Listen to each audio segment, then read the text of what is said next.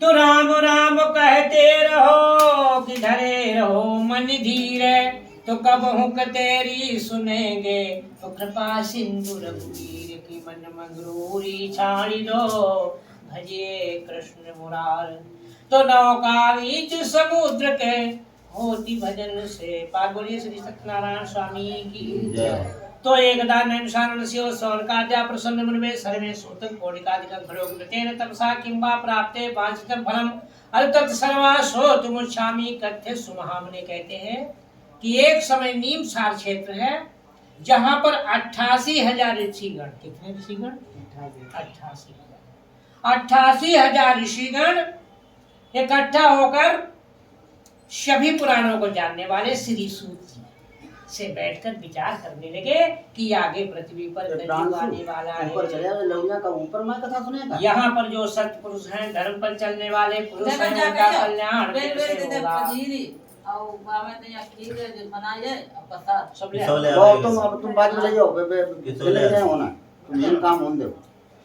उनका कल्याण कैसे होगा, ऐसा मन में विचार करते हुए नारद मुनि हरि स्मरण करते हुए अनेक लोगों का भ्रमण किया। पश्चात में मृत्यु लोक में देखा कि मनुष्य नाना प्रकार के पाप कर्मों से ग्रसित है। विचार किया नारद जी ने, इनके कष्ट कैसे दूर होंगे। तो ऐसा मन में विचार करते हुए नारद मुनि हरि स्मरण करते हुए क्षीर सागर में पहुंच गए। भगवान जी थोड़ा हाथ लगा दिए दूध में, है क्षीर सागर जामा। हाँ दूध में, हाँ ये है क्षीर सागर। यहाँ निवास करने वाले हैं भगवान विष्णु। सागर नहीं होने रखो साली का नाम राजू। ये थोड़ा उठाए ना, अब यहाँ पर यहाँ पर निवास करने वाले हैं भगवान विष्णु। वहां पर जाकर के नारद जी ने क्या देखा, भगवान का रूप स्वरूप कि तत्नारायण देवम शुक्रवर्ण चतुर्भुजम शंख चक्र गदा पद्मम वनमाला च विभूषितम। शंख चक्र को पहने वैजयंती माला जिनके गले में शोभा दे रही है, ऐसे देव भगवान विष्णु के दर्शन नारद जी ने किए। तो नारद जी की स्तुति करने लगे और नारद की स्तुति सुनकर भगवान ने पूछा कि नारद जी आज मेरे यहाँ आपका आना कैसे हुआ है, क्या कारण है, बताइए मैं सुनना चाहता हूँ। तो नारद मुनि कहने लगे भगवान मैंने अनेक लोगों का भ्रमण किया है, पश्चात मैंने मृत्यु लोक देखा है जहाँ पर मनुष्य नाना प्रकार के पाप कर्म कर रहे हैं, जिसके द्वारा नाना प्रकार के कष्ट मिल रहे हैं, उनके दुख कैसे दूर होंगे। आप कोई छोटा उपाय रास्ता बताइए, मैं सुनना चाहता हूँ। भगवान कहने लगे कि नारद परहित धर्म सरिस नहीं भाई, पर विलासम नहीं अदमाई। इस संसार में पराया हित करने वाला करने के अलावा कोई दूसरी पुण्य नहीं है। चाहे कितना बड़ा यज्ञ करो, चाहे निमंत्रण करो, लेकिन परहित की इच्छा नहीं है तो आपका सब व्यर्थ है। तो भगवान कहने लगे कि नारद हर मनुष्य अपने हित की बात करता है, लेकिन तुमने दूसरों के हित की बात की है। उस स्नेह के कारण हम आपसे कहते हैं, वृद्धों 7 लोग ऐसे हैं जिनकी सेवा में आनंद है, कल्याण होने वाला है। संतों की, ब्राह्मणों की, तुमने कही ना कही रहते खाली संतों की, ब्राह्मणों की, असहायों की, वृद्धों की, रोगियों की, ऐसे लोगों को सेवा अगर आप करेंगे तो तुम्हारे सभी कष्ट दूर हो जाएंगे। भगवान ने कहा कि नारद किसी भी दिन श्रद्धा और भक्ति भाव से मनुष्य इस कलयुग में श्रद्धा भक्ति भाव से व्रत रहकर सुंदर केले की फली और घी दूध भोजन की सामग्री ऋतु पर लेकर भगवान को अर्पित कर देना चाहिए। अगर ऐसा आप करेंगे तो तुम्हारे सभी कष्ट नष्ट हो जाएंगे। यही एक पृथ्वी पर छोटा उपाय है।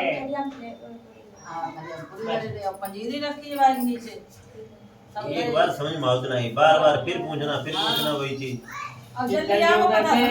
नाम अधारा सुमिरी नर उतर नहीं पारा। आजकल काल कलयुग में सत्यनारायण की पूजा, गंगा का स्नान सभी कष्टों को नष्ट करने वाला एक छोटा उपाय है, जिसके करने से मनुष्य वांछित फल होकर अंत में वैकुंठपुरी को प्राप्त कर सकता है। इति श्री स्कंद पुराणे रेवाखंडे सत्यनारायण व्रत कथा में प्रथमो अध्याय। बोलिए श्री सत्यनारायण भगवान की जय, बोलिए गंगा मैया की जय।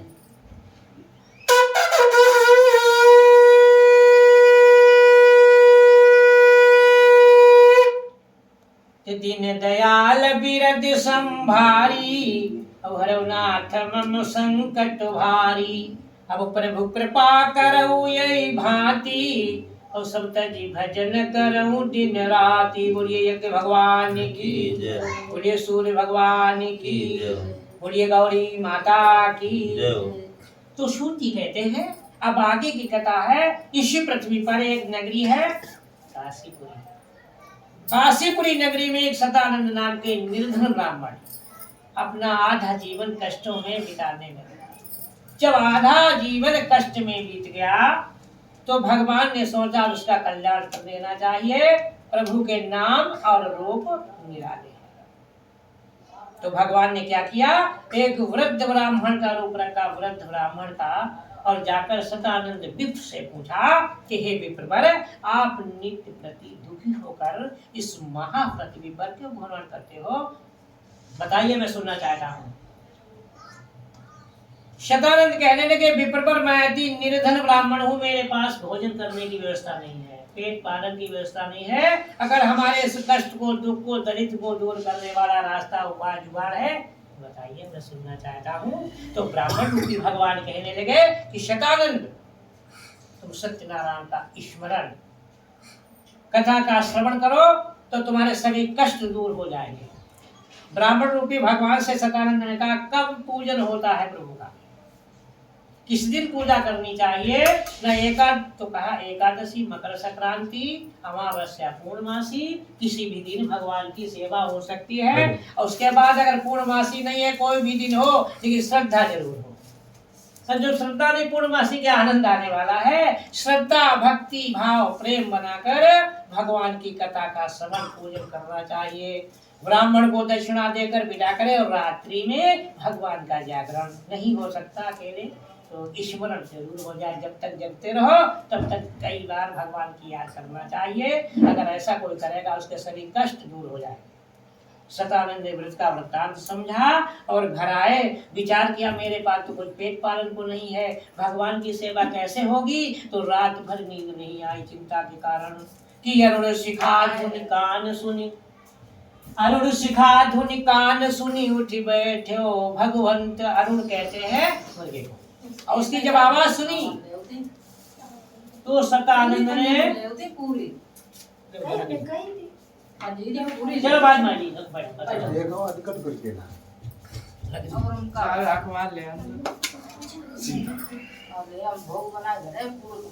सुबह होते ही भिक्षार्थ निकले। कुछ घरों में भिक्षा मांगी तो बहुत सा धन प्राप्त हुआ, जिस धन को लेकर बाजार में जाकर सुंदर केले की फली, घी, ऋतु फल लेकर बंधु भाइयों को बुलाकर भाव भक्ति का बनाकर प्रेम पूर्वक भगवान का पूजन किया। उस पूजन के प्रभाव से सतानंद इस पृथ्वी पर जीवित रहे, अपना जीवन प्रेम पूर्वक व्यतीत करने लगे। उनका मित्र था लकड़ियारा। लकड़ियारे को चिंता हो गई, मेरे मित्र तो भिक्षा मांगते थे, सतानंद अब क्यों नहीं आते हैं, क्षेत्र में क्या कारण हो गया है, मुझे मित्र का पता लगाना चाहिए। तो लकड़ियारे ने लकड़ियों का बोझा सर पे रखा, काशीपुरी नगरी में पहुंचकर लकड़ियां बेची। जब प्यास लगने लगी तो लोगों से पूछा कि भैया मेरे मित्र आपके गांव में रहते हैं, उनका नाम सतानंद है, कौन सा मकान है। गांव वासियों ने कहा सतानंद। ठीक है। सतानंद तो भिक्षा नहीं मांगते हैं, बड़े भवन के स्वामी हो चुके, पहले भिक्षा मांगते थे। और सामने जो गढ़ी आपको नजर आ रही है आपके मित्र सतानंद की है। लकड़ियारे वहां पर पहुंच गए, गृह के बाहर लकड़ियां रख दी, प्रवेश किया तो क्या देखा, सतानंद मित्र भक्ति भाव से सपत्नी भगवान सत्यनारायण का पूजन कर रहे थे, कथा का श्रवण कर रहे थे। लकड़ियारे हाथ जोड़कर बैठ गए, कथा सुनी, प्रसाद दिया। बाद में मित्र से पूछा, हे मित्रवर, आप ये किस देवता का पूजन कर रहे थे, इसका क्या वृत्तांत है, बताइए, मैं सुनना चाहता हूँ। तो सतानंद कहने लगे, लकड़ियारे अतुल तेज वाले हैं भगवान, जिनके तमाम नाम है, तमाम रूप है, लेकिन मैं सत्यनारायण के नाम से जानता हूँ, उन्हीं का पूजन कर रहा हूँ। ईश्वर को कब किया जाता है, कहा जब श्रद्धा हो जाए तब ये होता है। करने से फल क्या मिलता है, लाभ क्या मिलता है। सतानंद कहने लगे, मेरे घर पर जो भी आप देख रहे हैं उन्हीं का दिया हुआ प्रसाद है। लकड़ियारे घर आए, विचार किया, मैं भी सत्यनारायण भगवान का पूजन करूंगा। तो सुबह होते लकड़ियां सर पे रखी, संकल्प लिया कि आज की लकड़ियां बेचने से जो भी धन मुझे मिलेगा भगवान की सेवा में समर्पित होगा। तो लकड़ियां बेचने के लिए लकड़ियारे पहुंचे ऐसे गांव में गए जहाँ धनीवान लोग बसते हैं, वहां लकड़ियां बेची, जो भी धन प्राप्त हुआ, सुंदर केले की फली, घी दूध पूजन की सामग्री, ऋतु फल लेकर बंधु भाइयों को बुलाकर भक्ति का भाव बनाकर प्रेम पूर्वक भगवान का पूजन किया, कथा कर श्रवण किया। उस पूजन के प्रभाव से जगलहारे धीरे धीरे संपत्ति को प्राप्त करते हुए सुख भोग कर अंत में वैकुंठ को प्राप्त कर लिया। इति श्री स्कंद पुराणे रेवाखंडे सत्यनारायण भगवता में द्वितीय अध्याय। बोलिए श्री सत्यनारायण स्वामी की, बोलिए गंगा मैया की, बोलिए सूर्य भगवान की।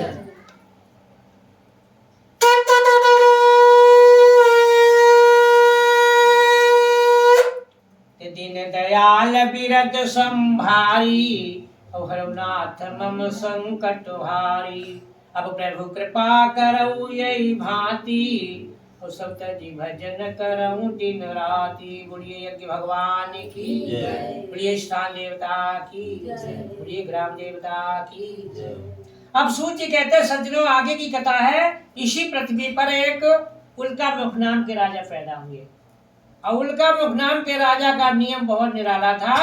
राजा का नियम था रोज नित्य क्रिया से निवृत्त होकर स्नान ध्यान क्रिया करके मंदिरों में पहुंचकर गरीबों को, ब्राह्मणों को, असहायों को, वृद्धों को, रोगियों को, संतों को और कन्याओं को, ऐसे लोगों को राजा रोज भोजन कराते थे। वही राजा एक समय यमुना नदी के किनारे अकेले नहीं सपत्नी भगवान सत्यनारायण की कथा का श्रवण पूजन कर। कुछ देर के बाद वहां एक साधु नामक वैश्य अपनी नवैया में बहुत विदेश को व्यापार के लिए जा रहा था। बनिए ने सोचा नदी के किनारे भीड़ कैसी है, न पूर्णमासी आज है न अमावस्या है। बनिए वहां पहुंचे, चलो न बनिए नवैया को दूर छोड़कर वहां पहुंचे जहां भीड़ है। और भीड़ के पास जाकर क्या देखा, वहां भगवान का दरबार है। और जहां भगवान का दरबार है, चाहे बुद्धिमान हो, चाहे बुद्धिहीन हो, बलहीन हो, धनहीन हो, चाहे राजा हो, चाहे रंक हो, भगवान के दरबार में सबके लिए दर्जा बराबर की जगह मिलती है। तो बनिए का भाव बदल गया और भगवान का दरबार देखा तो हाथ जोड़कर नतमस्तक हो गए और बैठ के कथा सुनी, प्रसाद दिया। जब कथा समाप्त हो गई तो राजा से पूछा, वैष्णे हे राजन, ये किस देवता का पूजन है, इसका क्या वृत्तांत है, बताइए, मैं सुनना चाहता हूँ। राजा कहने लगे, अतुल तेज वाले हैं भगवान विष्णु, उन्हीं का नाम है सत्यनारायण, उन्हीं का मैं पूजन कर रहा हूँ। वैश्य कहने लगे, पूजन कब होता है? राजा कहने लगे, जब तुम्हारी श्रद्धा हो, प्रेम हो, तब होता है। बनिए कहने लगे, उसके अगर पूजन हम करेंगे तो करने के बाद लाभ क्या मिलता है? वैसे को तो लाभ चाहिए थोड़ा। कहने लगे, लाभ क्या मिलता है? राजा कहने लगे, सुन लो जो लाभ मिलने वाला है। इसको करने से जिनके पास बुद्धि नहीं है, सद्बुद्धि प्रदान कर देते हैं। सबसे बड़ी चीज है सद्बुद्धि प्रदान करने वाले हैं। बल दे देते हैं, धन दे देते हैं, रोग को दूर कर देते हैं और काम कर देते हैं। जिनके संतान नहीं वो भी दे देते हैं। बनिए ने सोचा, न मेरे पास धन की कमी है, न रोगी है, न बल की कमी है, केवल कमी एक है कि मेरे को संतान नहीं है। अगर संतान मिलेगी तो बाद में करेंगे, वैश्य चतुर है। अगर मेरे संतान हुई तो मैं बाद में भगवान का पूजन करूंगा। ऐसा करके विचार और बनिए व्यापार से निवृत्त होकर अपनी नगरी में आए और घर आकर अपनी स्त्री लीलावती से बताया, भार्या, हमने एक ऐसा पूजन देखा है जो सभी सुखों को देने वाला है, सभी कष्टों को दूर करने वाला है और संतान को देने वाला है। अगर मेरी संतान पैदा होगी तो बाद में भगवान का पूजन, कथा का श्रवण हम जरूर करेंगे। ऐसा कहकर बनिए तो चुप हो गए। भगवान ने सोचा बनिया चालाक है, लेकिन इसका काम पहले करना होगा। तो थोड़े दिनों के बाद वैश्य की स्त्री लीलावती धर्मपरायण होकर पति के साथ प्रसन्नचित होकर के और प्रभु सत्यनारायण की कृपा से गर्भवती हो गई। जब समय आया 10वां महीना 9वां महीना तो उसके गर्भ से कन्या का जन्म हुआ और नामकरण जब हुआ तो ब्राह्मणों ने कन्या को कलावती हुई देखा, उसका नाम कलावती रखा। नामकरण जब हो गया तो लीलावती ने हाथ जोड़कर वैश्य से कहा, पतिदेव, आपने संकल्प किया था कि मेरे जब कोई संतान पैदा होगी तो मैं भगवान सत्यनारायण की कथा सुनेंगे, पूजन करेंगे, अब आप क्यों नहीं करते हो? बनिया चतुर है, कहने लगा भारिया इस लड़की के नामकरण में छठी में भाई बंधुओं को और नामकरण में पड़ोसी रिश्तेदार मित्रों को बहुत सा भोजन खिला दिया है। अब मेरे पास भगवान की कथा के लिए श्रद्धा पैसा नहीं रह गया है, करेंगे जरूर, जब इसका विवाह करेंगे तब कर देंगे। ऐसा कहकर बनिए चुप हो गए। भगवान रुष्ट हो गए, श्राप दे दिया कि वैश्य तुमको और कठिन दुख प्राप्त होंगे। कुछ दिनों के बाद वैश्य व्यापार को विदेश चले गए। अब विदेश से जब लौटे तो कन्या को सखियों के साथ में खेलती हुई देखा। वैश्य नहीं पहचान पाए, लोगों से पूछा कन्या किसकी है। गांव वासियों ने बताया वैश्य जी ये तो आपकी कन्या है। धर्म को जानने वाले वैश्य ने विचार किया मेरी कन्या विवाह की योग्य हो गई है। तुरंत दूतों सिपाहियों को ब्राह्मण और नाई को बुलाया, आदेश दिया मेरी कन्या के योग्य शिक्षित बिरादरी का कोई पुत्र ढूंढकर आप लाइए जिसके साथ मैं कन्या का विवाह करूंगा। वैश्य की आज्ञा पाकर पंडित जी और नाई ठाकुर साथ में चले और ढूंढते ढूंढते किसी रमणीक नगर में एक सुंदर वैश्य के पुत्र को सभी गुणों से युक्त देखा। जाकर वैश्य के पास खड़ा किया। वैश्य ने रीति रिवाज के अनुसार नाते रिश्तेदारों को बुला करके कन्या का दान कर दिया। कन्यादान हो गया, विवाह का कार्य संपन्न। लेकिन भगवान की कथा का कार्य अधूरा छोड़ दिया, फिर भुला दिया। नहीं किया तो प्रभु फिर नाराज हो गए और उन्होंने श्राप दे दिया वैश्य अब तो और कठिन दुख प्राप्त होंगे। पुत्र न होने के कारण वैश्य ने दामाद को अपने घर रख लिया। अब कुछ दिनों के बाद अपने कार्य में लीन होकर दामाद को साथ में लेकर विदेश को चले गए व्यापार को। एक राजा थे चंद्रकेत, और चंद्रकेत के यहाँ अपना व्यापार शुरू कर दिया। तो भगवान ने सोचा वैश्य को अपना व्यापार करना है तो मुझे अपना व्यापार करना है। प्रभु ने जाकर माया फैलाई और दो माया रूपी चोरों ने के द्वारा राजा चंद्रकेत के खजाने का धन निकलवाकर सोते हुए वैश्यों के पास रखवा दिया। जब असली सिपाही को पता लगा कि खजाना लूट गया है, चोरी का पता लगाने के लिए निकले तो घूमते घामते वही सिपाही पहुंच गए जहां ये बनिए सो रहे हैं, धन रखा है। प्रभु की कृपा है, कुछ भी कर सकते हैं। चोरी नहीं की लेकिन धन उन्हीं के पास रखा है। सिपाहियों ने जगाया और वैश्य का बस दिया आपने तो राजा का खजाना लूट दिया। बनिए घबरा के नहीं, कहा नहीं तो आपके पास ये धन कहां से आ गया। सिपाहियों ने पकड़कर दौड़ते हुए खुशी के मारे राजा के समीप पहुंचाया। कहा राजन हमने तो चोर पकड़ लिए हैं जिनके पास सभी सामान मिल गया है, आदेश आप करें हम वही करें। राजा कहने लगे अब आदेश की जरूरत नहीं है, तुरंत हथकड़ियां डालकर इन्हें जेल खाने में बंद करो, धन अपने खजाने में पहुंचा दो। तो वैश्य का धन था वो भी खजाने में चला गया और बनिए तो जेल में पहुंच गए। और जब जेल में बनिए पहुंचे न बुद्धि काम करती है, न बल काम आता है, न धन काम आता है, न पड़ोसी काम आता है, न मित्र काम आता है। जब संकट का समय है तो सिवाय के प्रभु के कोई दूसरा नजर नहीं आता है, न बल चलता न धन चलता। तो बनिए जब जेल में है प्रभु को याद करते हैं और रोते और चिल्लाते हैं। क्या कहते हैं कि बिन अपराध या दशा हमारी सोहरनाथ मम संकट भारी। हे प्रभु, हे दीनबंधु दीनानाथ, मेरे कष्ट को निवारण कर दीजिए। मैंने तो नहीं चोरी की है लेकिन प्रभु ने उनकी बात को नहीं स्वीकार किया और जो भी धन था घर पर वो भी चोरों से चुरवा दिया। जब घर पर कुछ नहीं रह गया तो वैश्य की स्त्री लीलावती पुत्री कलावती भी भूख प्यास से व्याकुल होकर घर घर भिक्षा मांगने को मजबूर है। एक दिन कलावती भिक्षा के लिए निकली और पूरा दिन भटकी। प्रभु की नाकृपा है, कहीं भिक्षा भी नहीं मिली। देर हो गई तो कन्या एक ब्राह्मण के घर पहुंची। क्या रहेगा, भगवान की कथा हो रही है, बोलिए श्री सत्यनारायण भगवान की। तो कन्या हाथ जोड़कर बैठ गई, कथा ली, सुनी, प्रसाद लिया। देर हो गई और देर हो गई, माता इंतजार में है।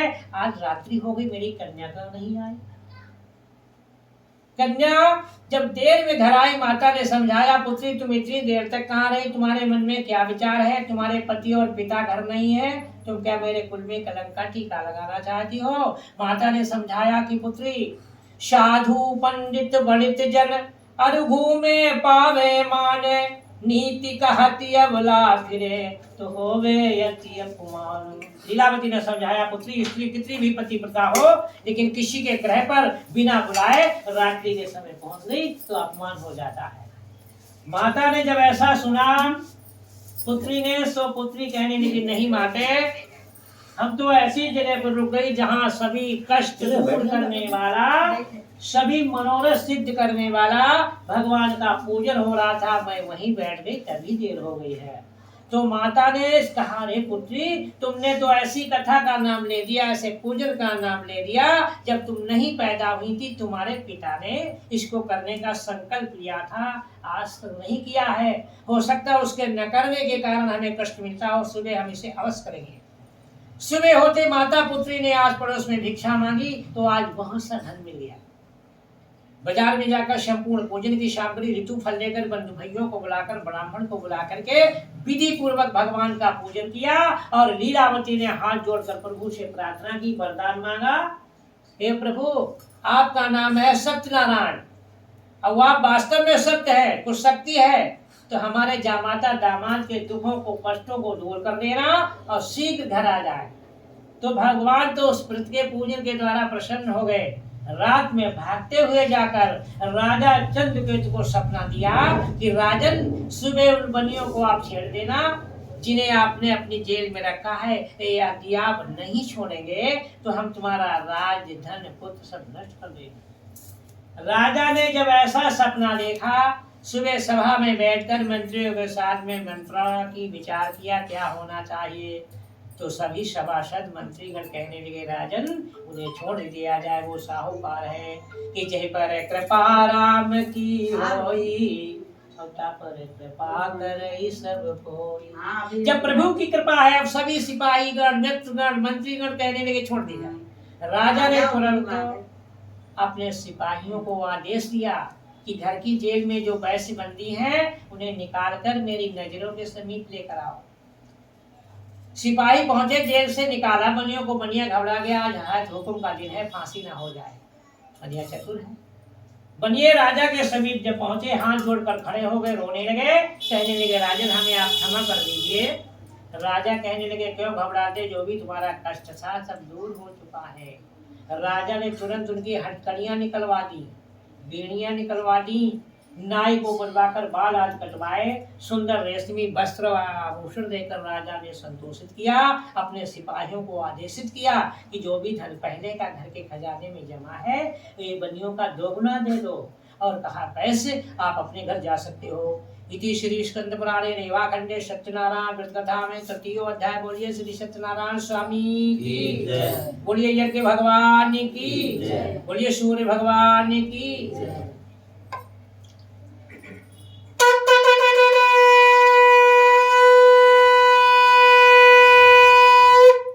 प्रभु की कृपा भयउ सब काजू, अब जन्म हमार सुफल भय आजू।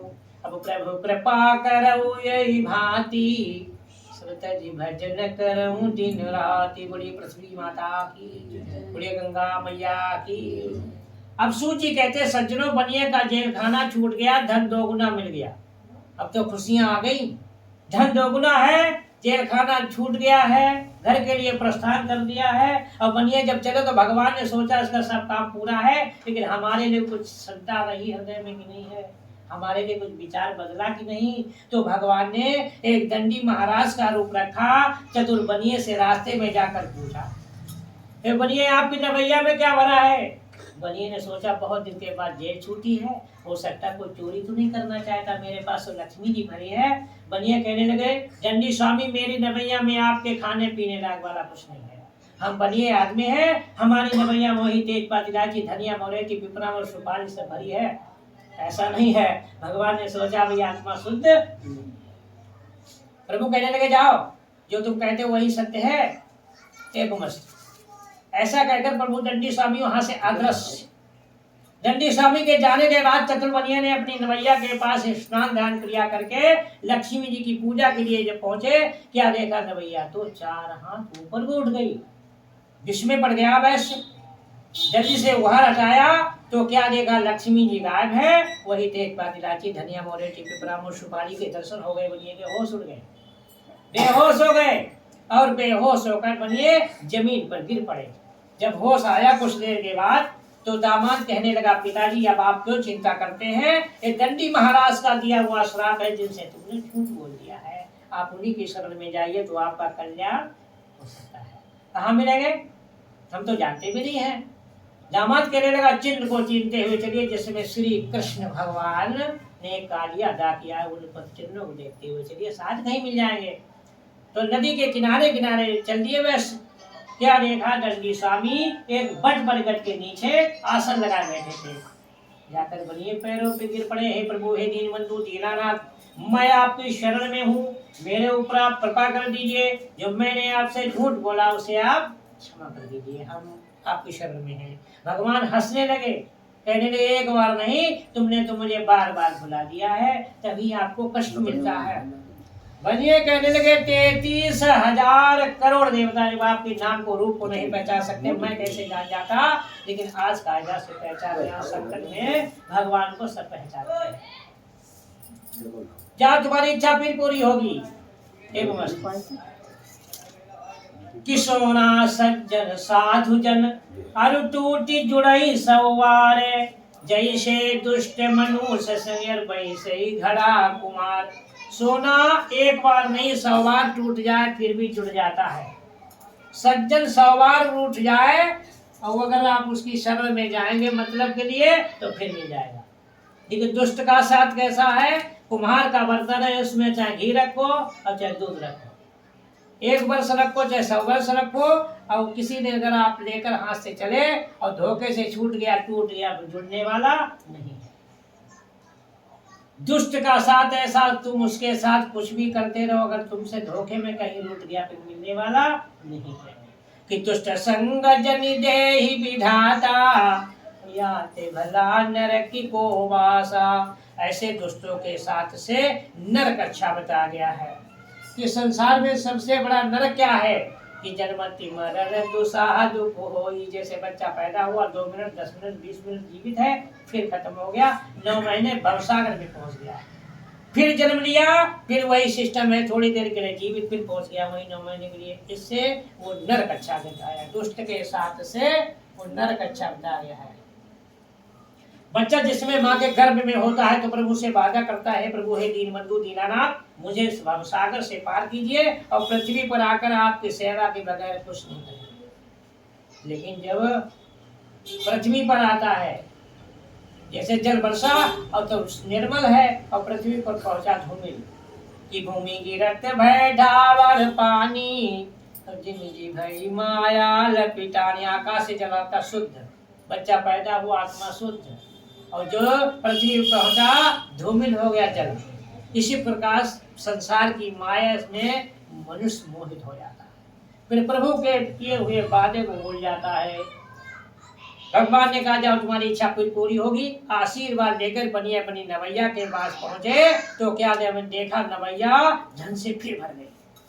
तो धन के रक्षक से कहा कि जल्दी घर भाग चलो, हो सकता है तो संकट आ जाए। बनिए घर के लिए प्रस्थान किया, कुछ दूर चले देखा अपना गांव रत्नसारपुर नगर दिखाई देने लगा।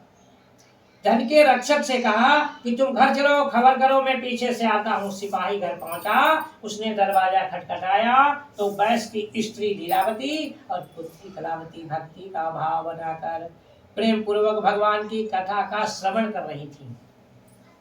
लीलावती बाहर उतरी, सिपाही ने हाथ जोड़े कहा, माता जी आपके पतिदेव धन से में नौका से में नगरी के नजदीक आ गए हैं। तो लीलावती ने पुत्री कलावती से कहा तुम पूजा कर लेना, प्रसाद ले लेना, तब आना, तब तक मैं तुम्हारे पिता और पति के दर्शन को चलती हूँ। माता चली गई तो पुत्री ने सोचा हमने भी पति को बहुत दिन से नहीं देखा, कथा बाद में हो जाएगी। कथा को अधूरा छोड़ दिया, पति के दर्शन के लिए भाग पड़ेगी। सत्यनारायण प्रभु ने सोचा अगर पति देखने की तुम्हें जल्दी है तो हमें पूजन की जल्दी है। वो नाराज हो गए, रुष्ट हो गए। उन्होंने जाकर कलावती के पति को नौका समेत जल में अलक्षित कर दिया।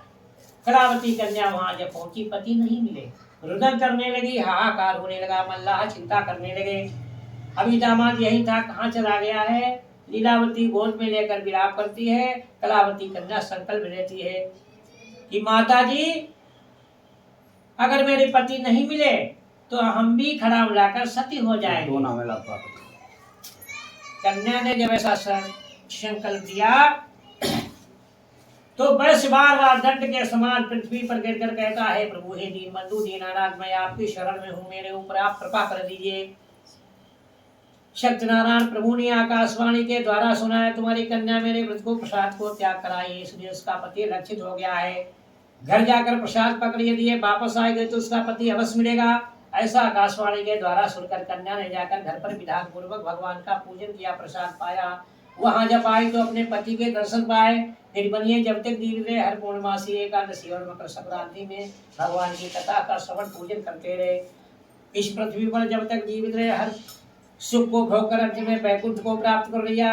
इति श्री स्कंद पुराणे रेवा खंडे सत्यनारायण व्रत कथा में चतुर्थो अध्याय। बोलिए श्री सत्यनारायण स्वामी की, बोलिए गंगा मैया की।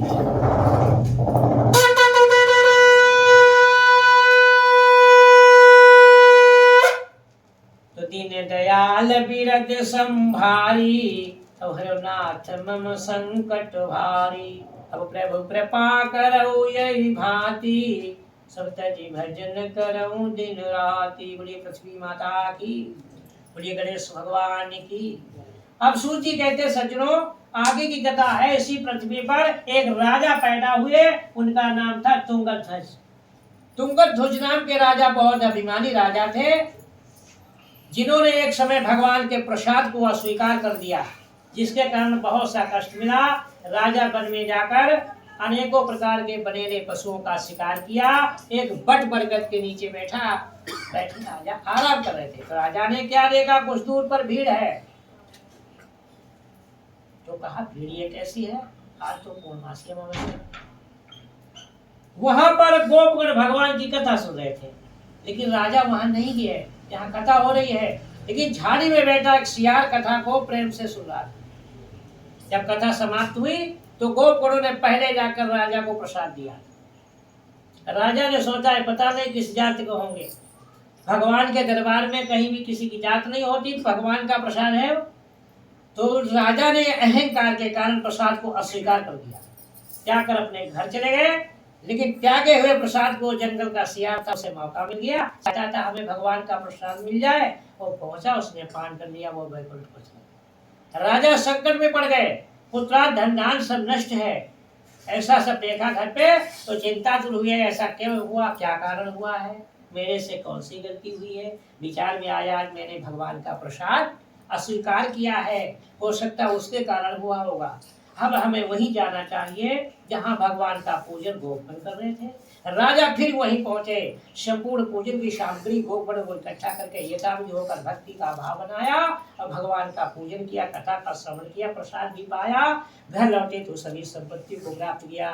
फिर राजा जब तक जीवित रहे हर पूर्णमासी और एकादशी में भगवान की कथा का श्रवण पूजन करते रहे, अंत में वैकुंठ को प्राप्त किया। हे मुनिजनों, जो उस कथा को प्रेम से सुनते हैं उनके सभी कष्ट नष्ट हो जाते हैं, और ये सत्य है। लेकिन सत्य कब है, कोई भगवान को ईश कहता, कोई सत्य कहता, कोई सत्यनारायण, कोई सत्यदेव, कोई सत्य भगवान, जिस रूप में देखता, जिस नाम से कि जय के हृदय भावना जैसी, और ते प्रभु मूर्ति देखी तैसी। जिस भाव से, जिस प्रेम से, जिस लगाव से, जिस नाम से मनुष्य याद करते भगवान, वैसे मिलते, वैसा फल देते हैं। हे मुनिजनों, कलिकाल कलयुग में सत्यनारायण रूपी भगवान सनातन पैदा होंगे, जो सबकी मनोकामना पूरी करेंगे। यह कलिकाल कठिन और गारी, और पाप परायण सब नर नारी, और कलयुग केवल नाम आधारा, शिव सुमिरि नर उतर ही पारा। इस कलिकाल कलयुग में सत्यनारायण की पूजा और गंगा का स्नान सभी कष्टों को दूर करने वाला एक छोटा उपाय है।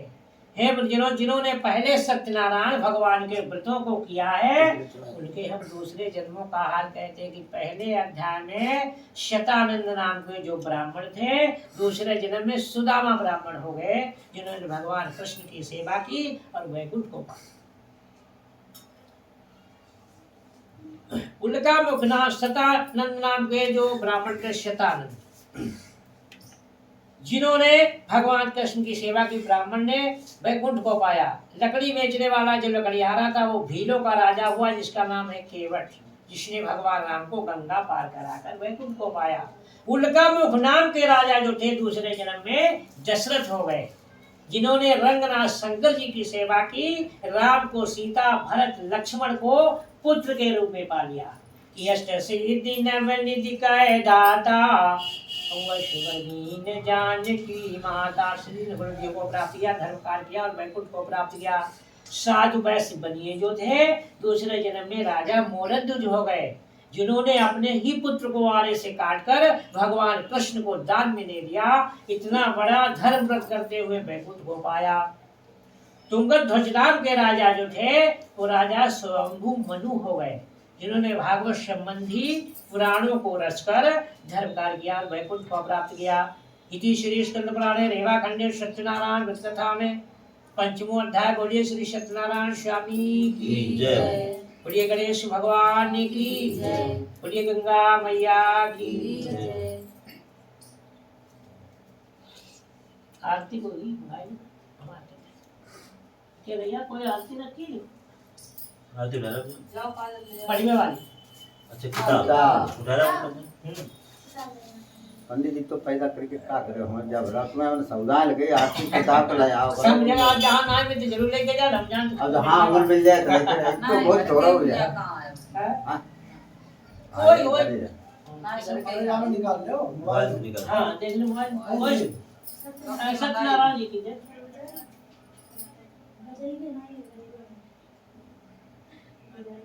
आपकी मंगाई ना भारी हो गया किताब है ना।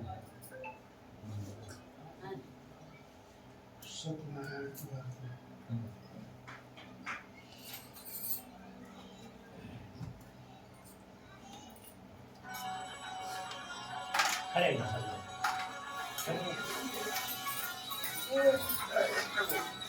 बहुत गर्म हो गया तो कपूरे होते तुम।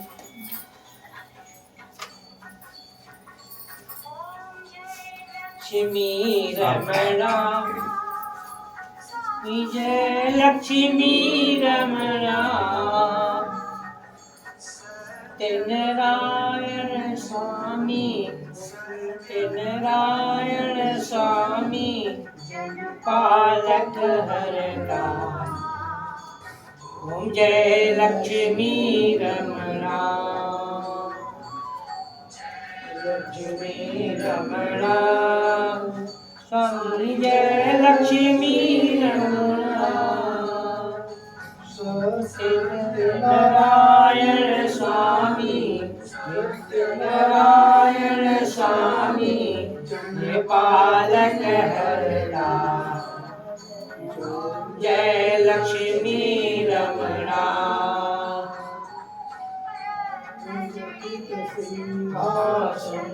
अद्भुत छवि राजे स्वामी अद्भुत छवि राजे करत निरंतर घंटा निरंतर घंटा ध्वनि बाजे। जय लक्ष्मी रमणा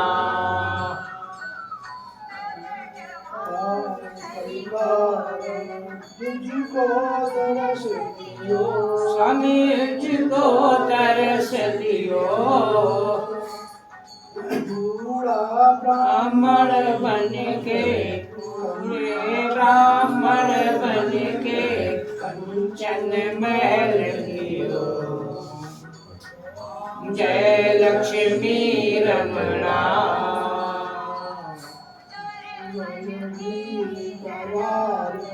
जिनके कृपा करी स्वामी जिन पर कृपा करी। चंद्रचूड़ एक राजा चंद्रचूड़ एक राजा जिनकी विपत्ति हरी। जय लक्ष्मी रमणा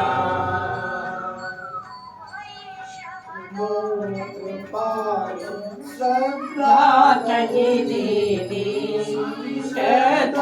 तजी दीनी सोफल भोग प्रभु जी सोफल भोग प्रभु जी स्तुति कीनी। जय लक्ष्मी रमणा के कारण चिन्ह रूप धरे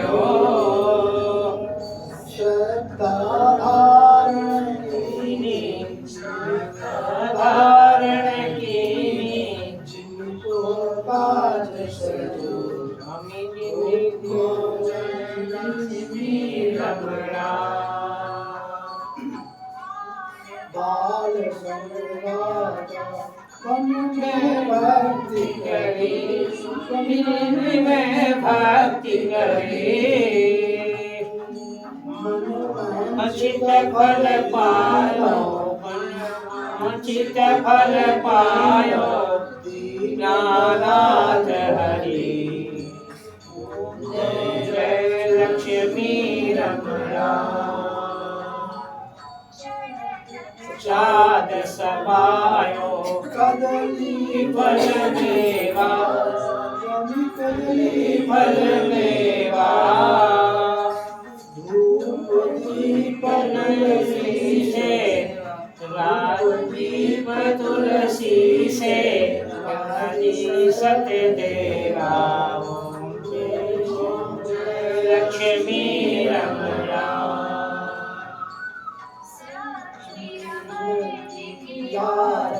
जो कोई नर गावे जो कोई नर गावे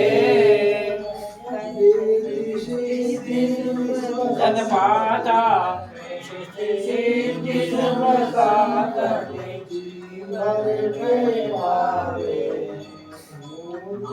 जय लक्ष्मी रमणा